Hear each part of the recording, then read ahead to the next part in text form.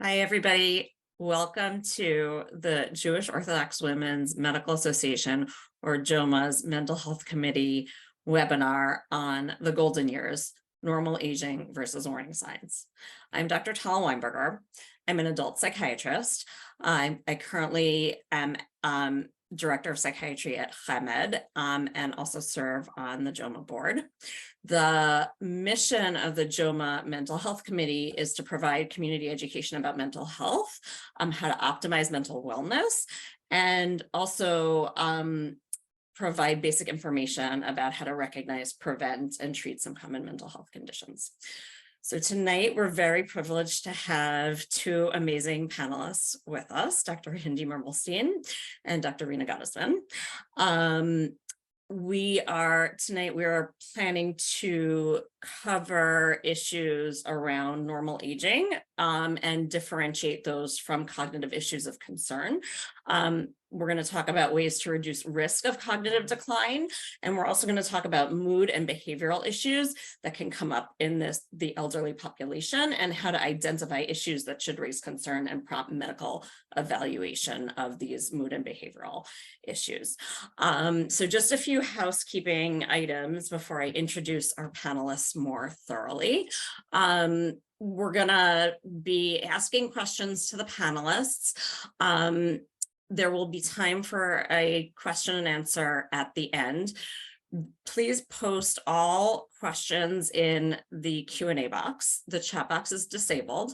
The questions may be answered in writing during the webinar, or we may answer the questions live at the end of the webinar. Please keep in mind to keep all questions broad and general and not about any individual person and their circumstances. If you want to remain anonymous when you ask your question, please check keep me anonymous. Otherwise, you are anonymous during this webinar. All audio and video has been disabled. Okay, so I'm going to introduce our panelists now. So first, Dr. Hindi Mermelstein is an adult psychiatrist with added board qualifications in both geriatrics and consultation liaison psychiatry and psychosomatic medicine. She completed her undergraduate degree at Touro College and was the first female graduate to go to medical school. She obtained her MD degree at SUNY Upstate College of Medicine in 1984, followed by an internal medicine internship at Beth Israel Medical Center, a psychiatry residency at NYU Bellevue, and a fellowship in the Department of Neurology at Memorial Sloan Kettering. Since that time, she's been on faculty at various health systems and has served in a variety of clinical, administrative, and academic positions. In addition, she's been involved in a number of medical societies, serving on committees, mentorship programs, and is currently a member of the governance committee and the consultant to the Standards and Ethics Committee of the Academy of Consultation Liaison Psychiatry, as well as the chairperson of the Community Practice Special Interest Group. She's presented and published on several areas of interest, including geriatrics, women's health, telepsychiatry, and medical legal ethical issues. She currently splits her professional time between her faculty position at NYU School of Medicine and Northwell Health Systems, her role as psychiatrist at Ezra Medical Center in Brooklyn, and her private practice. Welcome, Dr. Mermelstein. Dr. Reena Gottesman is a neurologist who completed medical school at Albert Einstein College of Medicine, neurology residency at Montefiore Medical Center, and fellowship in behavioral neurology and neuropsychiatry at Columbia University Medical Center. She is an assistant professor of neurology at the Hackensack Meridian School of Medicine and is a neurologist at the Neuroscience Institute and Center for Memory Loss and Brain Health at Hackensack University Medical Center in Hackensack, New Jersey, where she sees patients. Welcome, Dr. Gottesman. Thank you. Okay, so I'm gonna start by posing questions to the panelists. So why don't we start with Dr. Gottesman, but I think we also want to hear from Dr. Mermelstein on this question as well. What should we expect to be part of normal aging? So normal aging can encompass a very broad range of changes. From a cognitive perspective, it's very normal to have cognitive changes as people get older. The main changes to expect and that we see would be things like changes in processing speed, just how quickly people process information. Some forgetfulness can be normal, what we call benign forgetfulness, and difficulty sometimes with multitasking. What's important to recognize that's considered normal is that none of these changes should interfere with day-to-day functioning. Even if people are experiencing a little bit of forgetfulness, a little bit of difficulty with multitasking, they should still be able to do all of their usual activities and still be able to function at the same level as before. So from a cognitive perspective, it's definitely normal to see changes. I think most people, as they get older, know and recognize that they're not quite as sharp as maybe they used to be when they were younger. But the functional component of that is very important.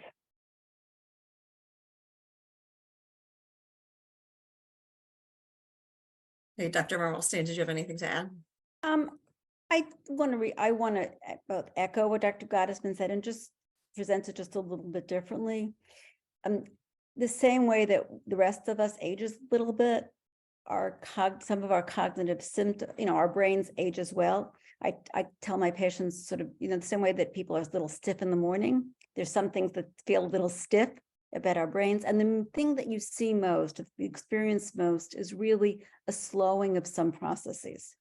Meaning, we like to think that we can multitask, but actually when we're younger, we actually don't multitask. It's more like that we can change sets so quickly that we don't even realize that we're changing sets, and it looks like a seamless movie. When I was younger, the original flip books, I don't know if anybody remembers what they were. You could flip between one page and the next, and you could flip so quickly that it looked like it was seamless, almost like a movie was running. And that's actually how some of the original movies got made. So we actually did not multitask. We could not actually our brains could actually not do two things at the exact same time, but we could change sets so quickly that you didn't even notice it.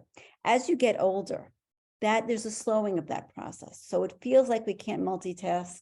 It feels like we can only do one thing after the other. But like Dr. Gottesman said, we still are able to do each of those things just in a sequential order as opposed to what feels like simultaneously. The same thing, our memory functions change a little bit in the sense that we're less able or less speedy about laying down new memory tracks for things that are not associated or like bits of data, like why I'm going down the stairs to get something from my basement.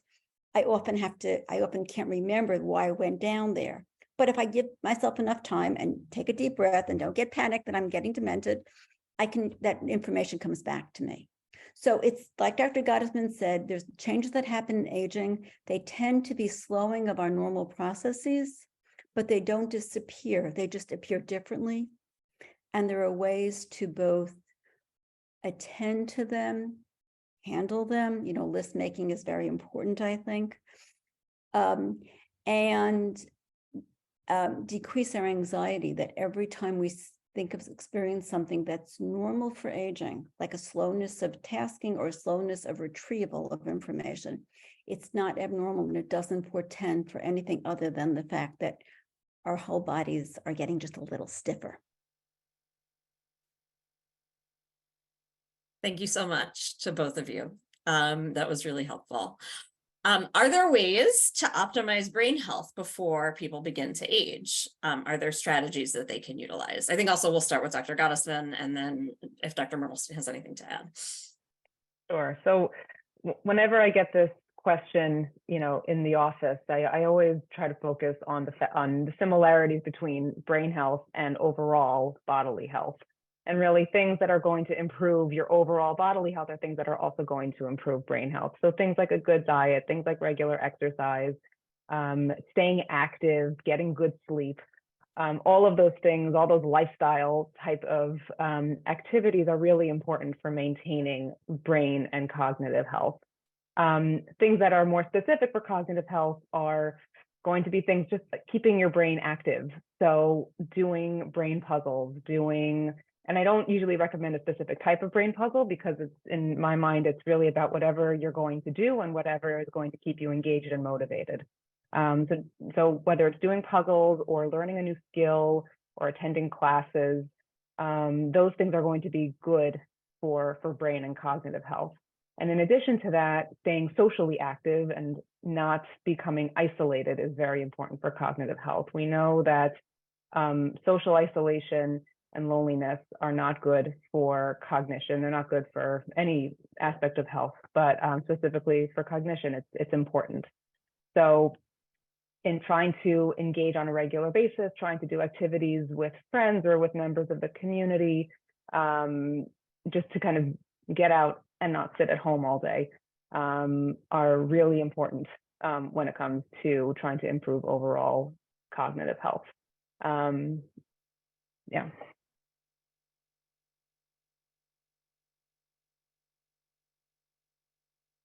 I don't know if Dr. Mermelstein had anything in addition to that.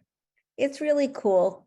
Dr. Gottesman comes at this topic from neurology, and I come from psychiatry, but since it's one brain, I think we will find that a lot of what we say is very similar. So to reiterate that, you know, our brains are connected to our bodies. They're one brain, they're one body. So anything that interferes with health and well-being in our being also can interfere with health and well-being in our brains and can affect cognition. So perfect example, if you have, we all, many of us, you know that if your blood pressure is high, you're at risk of stroke. But even other things like that, if you have if you're poorly controlled diabetes and there's some problem in the vasculature or the maintenance of normal, normal cell function and normal vasculature in your body, why should it not affect your brain as well? So anything that affects your general health and well-being affects your brain. And the best protection and the best way of reducing your risk of cognitive decline that's not normal aging is health and well-being. Going to the doctor, taking care of yourself, exercise, diet, lifestyle, but really just anything that affects health and well-being. And, there are things specifically for cognitive risk. As Dr. Gottesman said, our brains are made up of many things that we know and many things we don't know. And so there are many fibers that we can identify and many things that are sort of mystery. My husband's an engineer and I call it the hard wiring and software of the brain. And so it's possible that when we do cognitive exercises, when we keep our brain stimulated, when we learn a new thing, or we keep up with things that we've done, when we keep our brains and ourselves active, it's possible that we are stimulating systems that are already in place, or even association fibers. Are we helping other parts of the brain become more active that have hitherto been sort of quiescent? I'm not sure. Dr. Gottesman may have better information about that, but it seems to me that there's got to be something to it. And social isolation, depression, anxiety, anything that impacts our ability to function and impacts our general brain function or general cognitive health will affect our cognitive ability. Okay, so that's a great segue to start talking about depression and anxiety and some other mental health concerns. So this question is going to first be directed to Dr. Mermelstein, and Dr. Gottesman can certainly add at the end. So how common are mental health struggles in the elderly population, and does depression and anxiety look different in the aging population? Mental health struggles are common in the aging population. Almost sort of depends on how you define them. Aging brings with it a lot of change, brings with it a lot of role change, possibly a lot of self-conception change, whether it's health related or illness related, whether it's the loss of family and friends, whether it's whether it's retirement. I have this thing about retirement, whether it's retirement, in other words, it brings with it a lot of change of how you see yourself, how you function, and your connections to your normal social groups. So there is a lot of role change, a lot of loss. There's potentially a lot of loss and a lot of need to adjust to change. Adjusting to change is not easy for anybody. It's harder for some versus others. So there is a lot of adjustment and adaptation in the older population. It doesn't necessarily lead to depression. If you look at actual depression scores, it's not clear that it's so much greater. It's really not clear. Depression appears probably in about 20% of any clinic that you're in, including geriatrics. What gets confusing is that people have multiple other things that are defined or conflated with depression that are not depression. Chronic pain is demoralizing. And chronic pain can make people feel depressed, but they're actually not depressed. If you treat the pain and you help them function, their quote unquote depression goes away. People deal with loss. Sometimes you see apathy, or sometimes you see changes having to do with cognitive decline that is mistaken as depression. And the last piece is that there is an unfortunate, in an attempt to take care of people that are older, we developed ageism. There's an overprotection of people, and there's an assumption they can't function, and they can't function normally, or we're going to protect them. And that loss of roles and that loss of ability, or that dismissal of that dismissal of their ability to still function the way that they used to, could cause people to be demoralized, and that's sometimes conflated with depression. Depression does exist in the elderly, though. It is sometimes more treatment resistant. It is confusing to diagnose because a lot of the things that we talk about being part of depression, it is part of being older. People who are older tend to have sleep disturbance. Sleep becomes fragmented, sleep patterns become fragmented. And so one of the questions we always ask in depression is how well you're sleeping. Well, there are a number of people who've gotten older and now get up at 5 o'clock routinely. So early morning waking at 5 a.m. may no longer be a sign of depression, and maybe a sign of change in sleep architecture and sleep habits. But depression does exist in the elderly. It should not be dismissed. It is treatable, and the lack of adequate treatment of depression can add to general health decline, or a sense of health decline, lesser functioning, and a mistakenly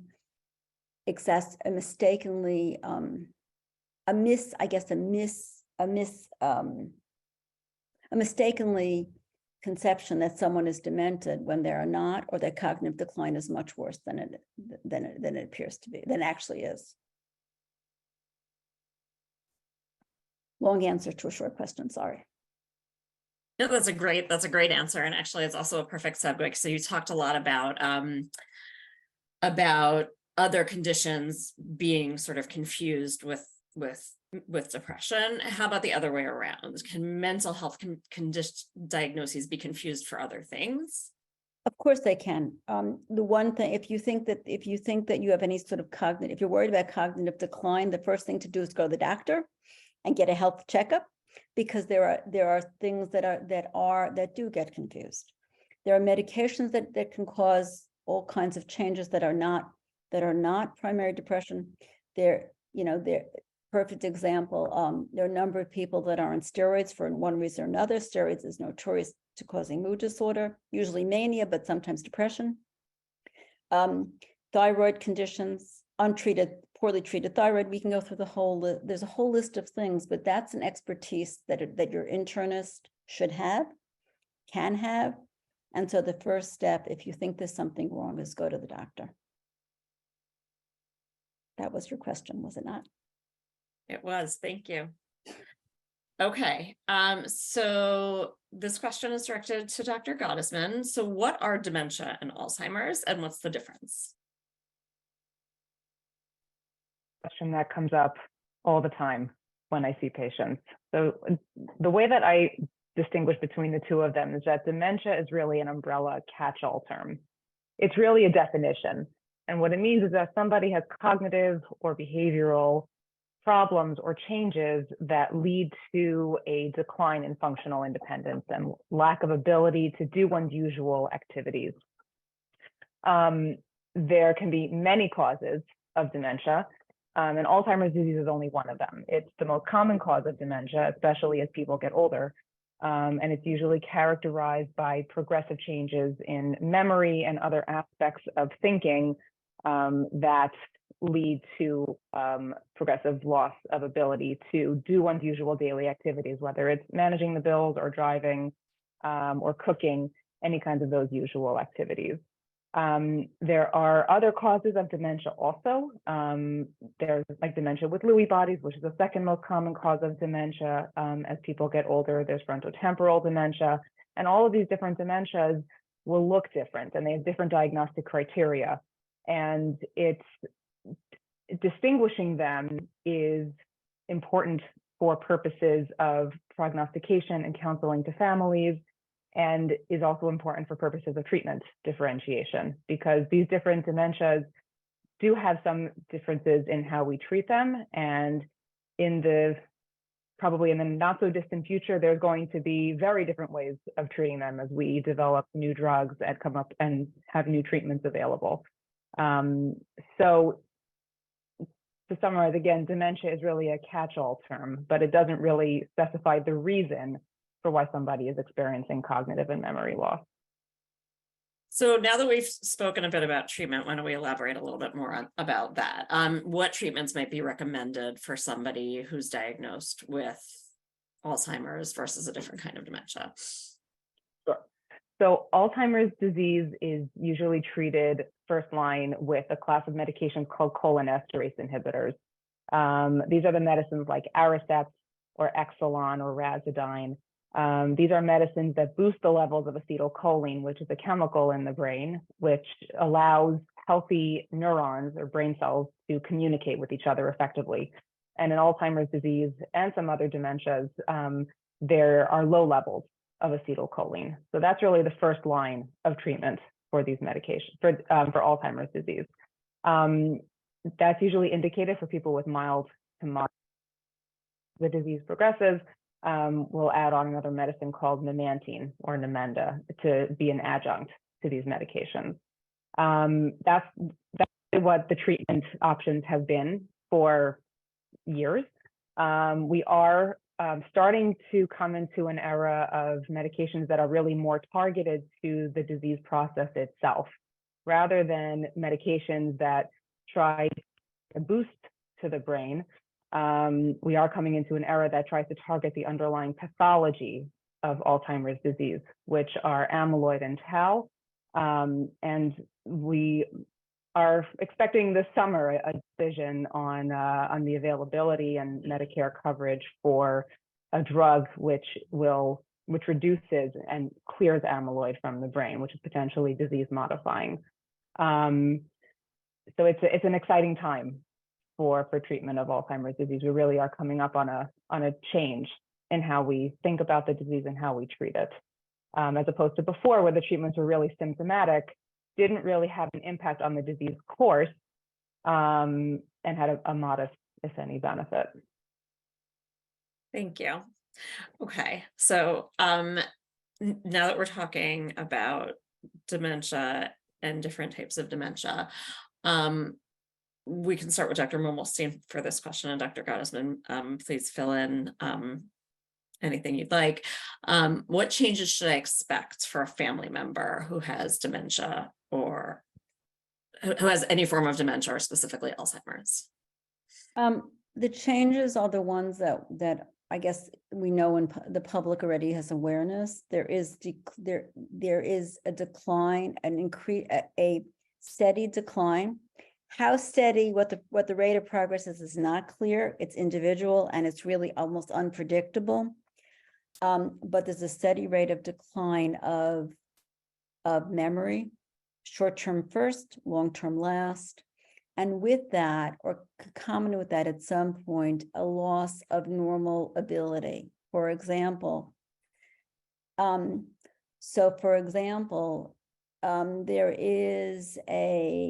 some point at which people lose the ability to have their normal filters in place, just so that their ability to be socially appropriate begins to decline, although they may retain social ability, meaning sometimes you speak to someone who has significant Alzheimer's disease and you can have a lovely conversation as long as you don't want any content. Hello, how are you? You look so lovely. I had a patient who could not recognize her daughters, but thought there was such a lovely thing that they came to visit her. She would say, "Oh, if I had daughters, wouldn't it be nice if they were as nice as you?" Or there are other times that you actually can have what appears on the surface to be an entire conversation, but it has no content, it has no details, it has no specific information, but it maintains the social affability. So there's a steady decline of memory, short-term first, longer-term later, an increasing decline of the ability to report, retrieve, to lay down and retrieve bits of information that have no association. They're not meaningful. They're just bits of information. And initially, very, very often you see agitation, or you see agitation and even some paranoia. And I'll give you a perfect example. If you can't remember where you put your glasses, it's very easy to decide that someone's stealing them or someone's hiding them for you. Now, you can't remember where you put your glasses because it's a bit of information that has no meaning, has no association. And so there's often some agitation. Also, when people not in the very beginning, in the middle throes of Alzheimer's, there's anxiety about what's going to be. Most of the patients that come into my office are not so worried about dying as they were about the number one reason they come into my office is they're worried about being demented. They're worried about losing themselves. So when that middle ground, when they have an awareness that something is wrong, but are unable to stop and to understand it because the world has become more confusing, I sometimes see anxiety, agitation, and even depression.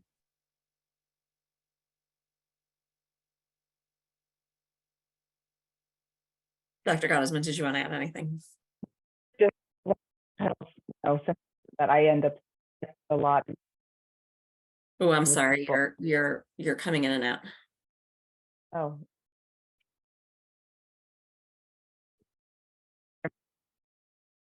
Yeah, you're still breaking up, unfortunately. Not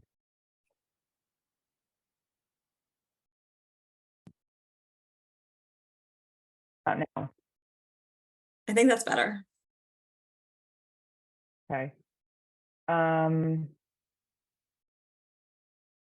Okay.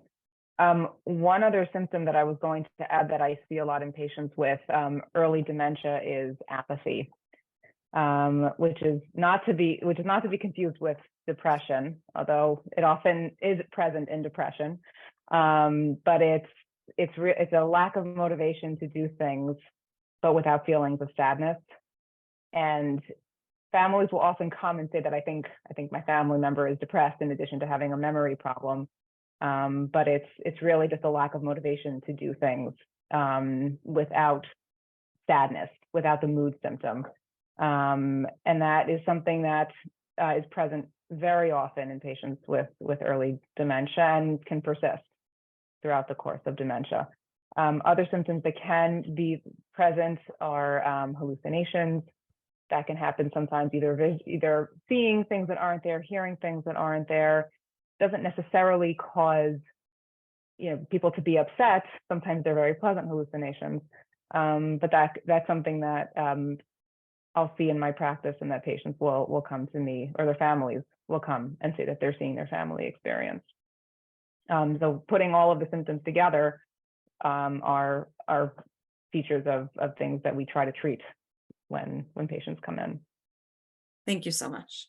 Okay, so we had a question in the chat box about the loss of a spouse to somebody in their older years. Dr. Mermelstein, can you address the issues that come up around loss and loneliness in this population? I can try. The loss of a spouse is exceptionally difficult, exceptionally painful, no matter how old somebody is. But in the older population, it's particularly problematic because often the loss of a spouse induces loneliness because if they have children, their children may no longer be at home. They now have to reorganize how they're going to do things. Very often married couples have developed a routine and a role play between them. And it's not uncommon for one spouse, when one spouse dies, the other spouse now has to assume responsibilities and roles they never had to. And it's also not uncommon to find that one spouse was covering for each other. It's a funny thing to say, but it's not uncommon to find that one spouse had mild Alzheimer, mild dementia, and all of a sudden, it was not evident, it was not obvious, it did not induce an overall decrease in functionality for the couple, for the family, and now it is uncovered, and now it has to be dealt with. And the final thing is, it depends on in the religious community, in the religious community or in very traditional communities of any kind, if a man dies, the woman may not have the same access to all the social connections that they had to originally. And so that too, I find, is difficult. However, so it becomes even more important to maintain normal social structures no matter what. It becomes even more important to find places where you can connect and can be present. It becomes very important not to isolate and not to let the loss of a spouse and normal grief turn into a depressive episode. Thank you. Can you also address the issue of remarriage in this population and sort of issues that come up around that, both for the surviving spouse and their families? Remarriage in this population, it's a very wide question. Okay. Remarriage in this population, sometimes it's hard to know what particularly drives it. It's a very wide question, very broad question. Sometimes it's for companionship. Sometimes it's actually, sometimes it's for companionship. Sometimes it's for deep feelings that come together. It is often causes complexity for the surviving, for the children of both sides, especially if they do not understand why this is or what this is. It's also complicated because what happens if one spouse is medically ill, one half is not medically ill?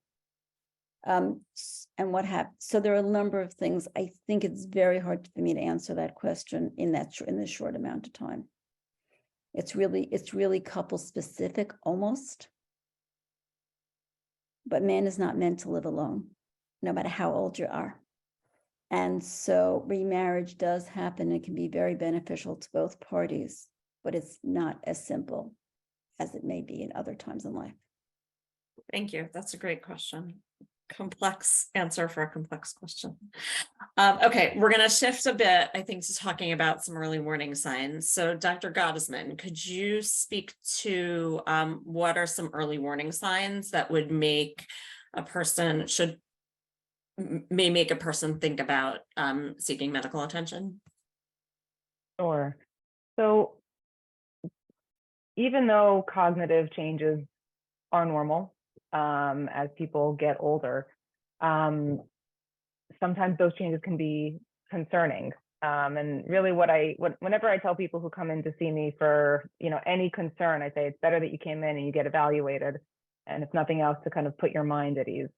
But really anything that seems to be becoming progressively worse over time, more than just a very, very slow change in cognition, certainly anything that seems to interfere with day-to-day functioning or day-to-day interactions is definitely very concerning.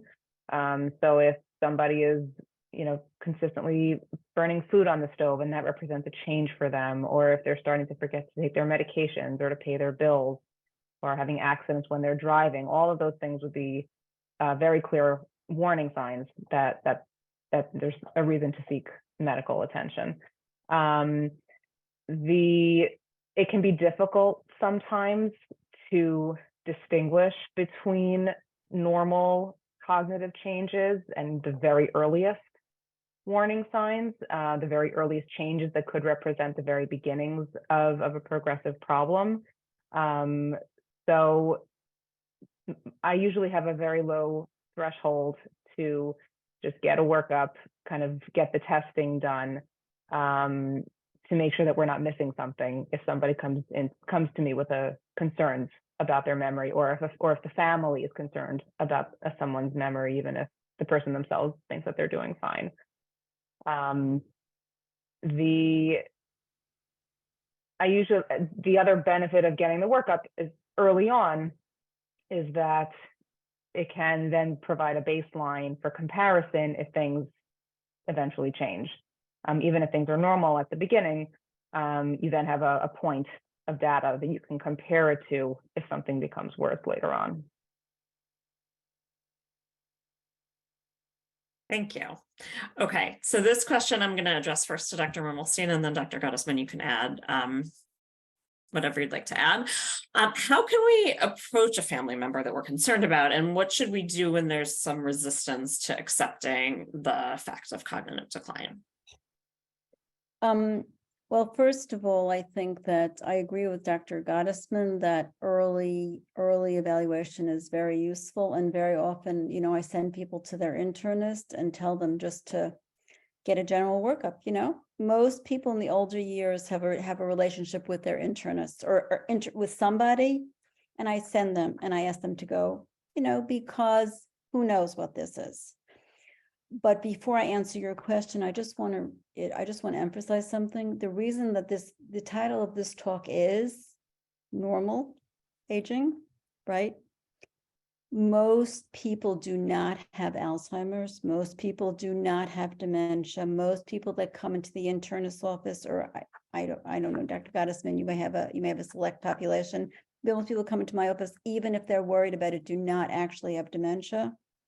And so probably the best reason for them to getting a workup is to reassure them, because the anxiety about and the worry about it and the presumption of dementia is in itself destructive and can cause all kinds of issues because it's a misattribution. So I really I encourage everybody. When they go to someone that they trust, when they go to, coming to me is threatening, when they go to the internist and the internist does an evaluation, it's sometimes much easier for them to understand that some of this is sort of part of growing older, maybe a little bit worse, maybe a little bit not worse. Resistance to accepting the diagnosis, it's very hard. It's very, very hard. And you see it when there's a tremendous functional change. You see it when people have a hard time, when something has to change, when they can't drive. I was promised I wasn't going to talk about that, but I slipped in. When it's not safe for them to drive, or when they wander and therefore there needs to be some change in the way the house is arranged, or when they can't stay alone. It's very hard, and the family has to do what they can to help the person keep control of what they can control.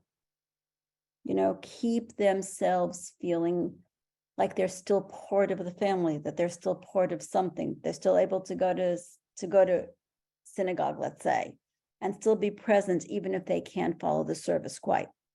You have to attend to how long they can stay. You have to make sure they're not disruptive and make all those things. But there is a need, and there's a burden, and there's also a need for the family to maintain this person within their family life and within their own life as much as possible.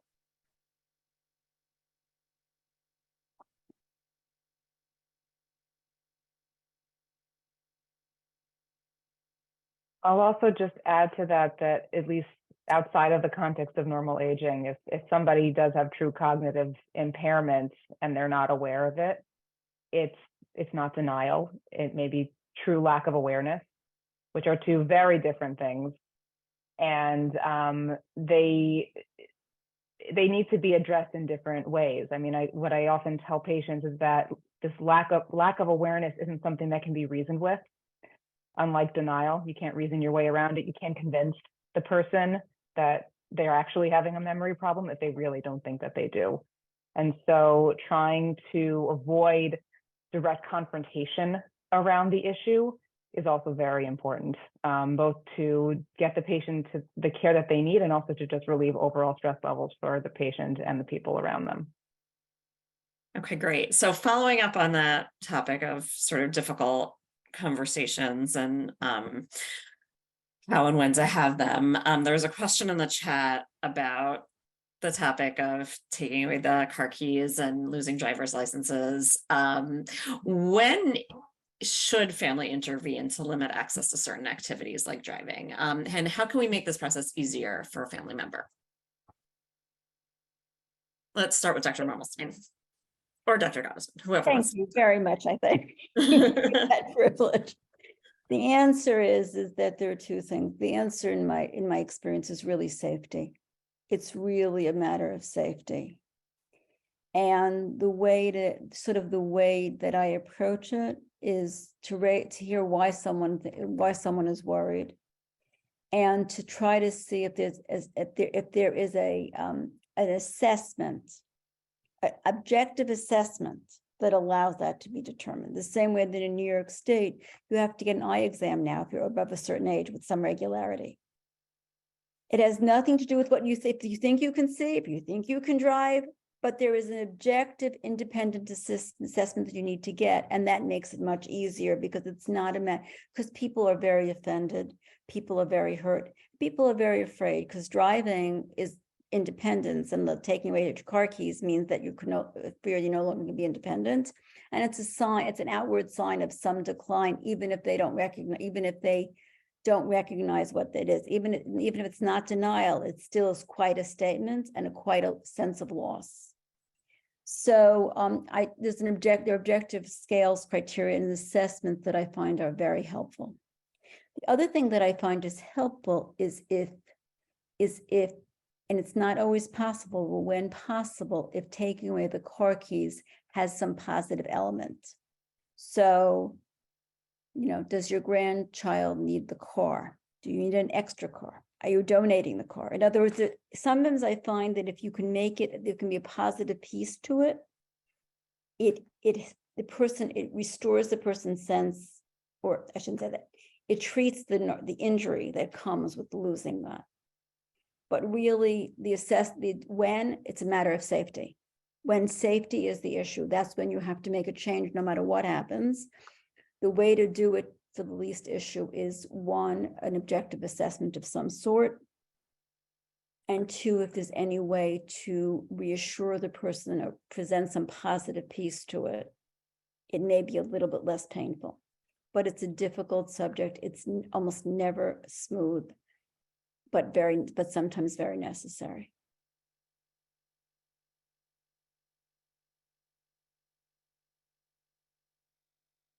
Dr. Gottesman, did you want to add anything? Just really to echo everything that Dr. Mermelstein said. I rely very heavily on driving assessments when it comes to making that decision for what to tell the patients. And I tell them that, if it says that it's okay to drive, then that's good.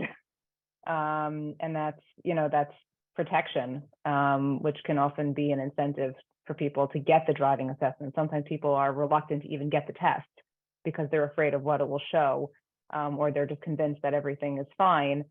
And what I'll tell them is that if it says that you're okay to drive, then you'll have no objection from me for the time being, and it's protection for you if something, God forbid, were to happen. But it's, again, echoing what Dr. Mermelstein said, it's never an easy conversation, and it can really be a source of a lot of stress within families. I encourage them to try to bring that to the medical team and try to let us be the bad guys, rather than making the family be the bad guys as much as possible.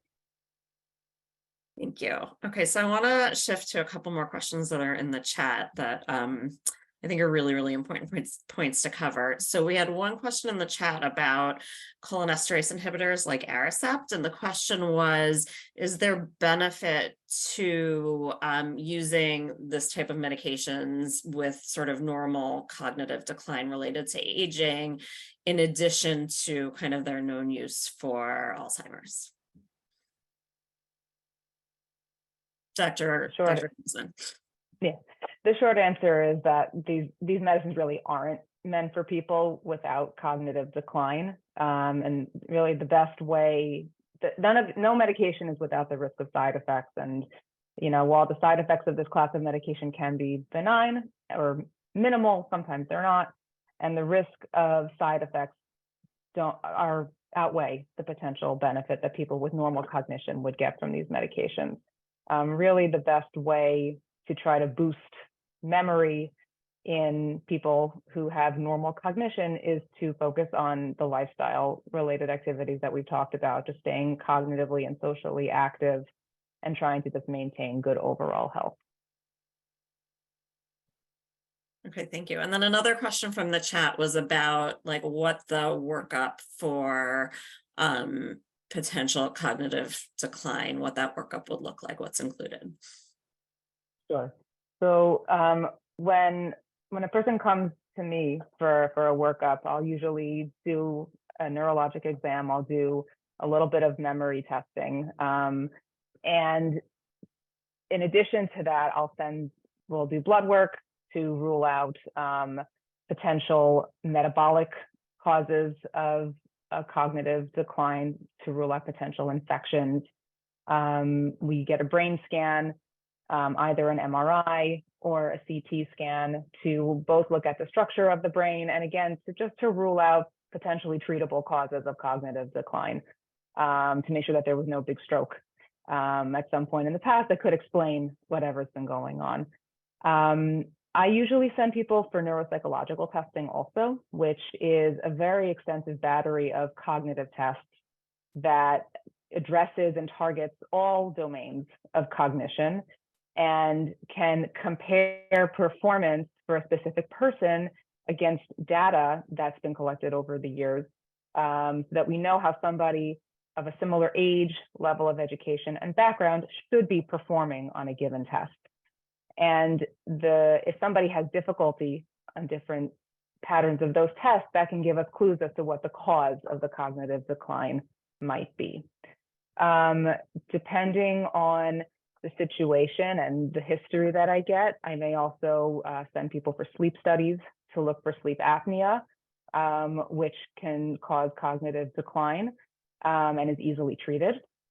Certain situations may call for an EEG to look at brainwave activities, and certain situations, especially if there's a suspicion for Alzheimer's disease, may prompt doing a lumbar puncture, which we can use to evaluate for markers of Alzheimer's disease.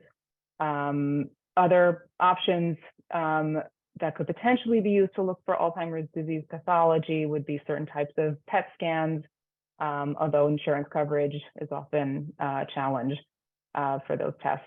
And putting together all of that information and combining it can usually, along with the symptoms that a person is having in the exam, can usually give us a pretty good sense of what the diagnosis is. I will say that for most causes of dementia, we don't have specific biomarker tests for them. Alzheimer's disease is really the only one where we can specifically look for the pathology underlying the disease. For other causes of dementia, it's a clinical diagnosis combined with scans or blood tests that might give us clues, but that aren't necessarily going to be specific for that given disease. Thank you so much.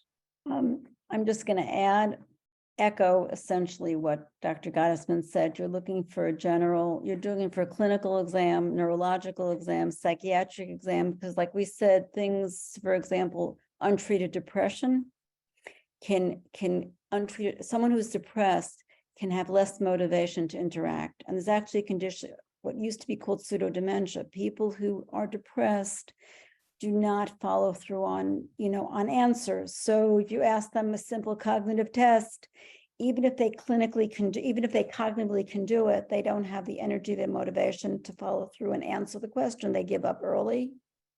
So sometimes I, make sure that someone is not depressed, make sure someone's anxiety is not so severe that they can't pay attention to the information that you're presenting. So it's essentially a clinical exam. It's clinical exam with confirmatory or exclusionary testing, metabolic testing, lab tests, scans. Neuropsych testing is very useful. I find that the insurance coverage for it and the wait for it is often still a problem. Even the geriatric population, I may have less ability, math skill to do that. So sometimes there's a battery of scales that I use in my office as a poor man's version of that. But if there's any question as to what's going on or anything about specificity, then I do refer for neuropsych testing as well. Thank you. And especially just to add on to that, I find especially when it comes to dementia that I think might be related to depression and anxiety, neuropsychological testing is extremely helpful in that scenario, because they can do, in addition to the cognitive testing, they do scale. A good neuropsychological battery will check for anxiety and depression too. Okay, thank you. Thank you. That was a really great comprehensive answer. Okay, so I think we have time for one or two more questions. One thing we didn't address yet is the genetic underpinnings to these conditions. So is there a genetic aspect to these disorders? And in somebody at risk, what can they do to modify their risk or decrease their risk, Dr. Gottesman? So there's always more that we're learning about the risk factors for dementia. To talk specifically about Alzheimer's disease, the vast majority of cases of Alzheimer's disease are not purely genetic. Having a family member with Alzheimer's disease is considered a risk factor, but we don't expect there to be a gene that's causing the Alzheimer's disease. Genes that cause Alzheimer's disease are exceedingly rare in the population. And usually there's a very strong family history of young onset dementia in those cases. What we're thinking is that there are probably a combination of genetic risk factor genes along with environmental and lifestyle type of factors that kind of all come together to ultimately lead somebody to develop Alzheimer's disease. And really the best way to mitigate risk is lifestyle types of behaviors. Again, maintaining a healthy diet, exercise, and just good habits. The gene that I get asked about a lot is ApoE4, because that's the one that's all over the news, and that's the one that celebrities get tested for, and that's available in 23andMe and those types of panels. That's a risk factor gene. It is not a causal gene, and so I don't usually test for it in routine practice. And the reason for that is because if somebody is positive, I'll tell them to do their lifestyle modifications anyway. That's what's available to us right now in terms of thinking about how to modify risk of developing Alzheimer's disease or any dementia, really. There's evidence that for other types of dementia, the same types of lifestyle factors that affect risk for Alzheimer's disease also affect risk for other types of dementias. And it's particularly true that other conditions that can affect cognitive ability, cognitive function are also genetic risks. So my favorite is diabetes. Diabetes tends to run in families, but it's not determined by a single gene. It's determined by, I guess, genetic vulnerability and lifestyle and other things. Poor control of your diabetes or inadequate treatment of the diabetes does naughty things to your entire body, including your brain. So it's not only the risk, and if you add that to the genetic risk factors for Alzheimer's, you're now really doubling the risk, or you're increasing the risk somefold. I'm not doing math here. So the point is that all the risk factors for poor health that run in families are there, but it's really, and the only way to reasonably take care of them is to practice good health and practice health and well-being and lifestyle to mitigate, to take control of what you can take control of. Thank you so much. There's another really important question that came up in the chat that I just wanted to make sure we got to before the end. So the question's about vitamins and supplements. Are there any vitamins, supplements, over-the-counter remedies that have been shown to be helpful in terms of preventing or slowing cognitive decline? Dr. Mermelstein, do you want to take it? No, I was hoping that Okay. Jackson wanted to take it. It looked like you were ready to jump in there. Okay. I thought so too. Dr. The Gottesman, answer go for is, it. don't I wish? Right. But really, I think there may, the more that we think we know, more that we don't know. A number of years ago, there was an assumption that aluminum caused deposits caused Alzheimer's disease, and so people who had a family history of Alzheimer's were all, hysterical about using aluminum pots. Well, that's sort of not exactly accurate. And the same thing with a lot of other supplements and vitamins. There are things that we don't know. There are things that we're looking at. There are things in nature that have made a tremendous difference in medicine, or the things in nature that have been discarded. So the answer is, I wish I knew. I wish I could give you an answer. I hope we find out, but right now there's no evidence for anything specific. That's a great answer. Dr. Gottesman, do you have anything to add? That's basically the same thing that I tell patients all the time. Really, the only, what I usually will tell patients, because people, I completely understand the desire to take a supplement and to take something that's going to, maybe have an impact.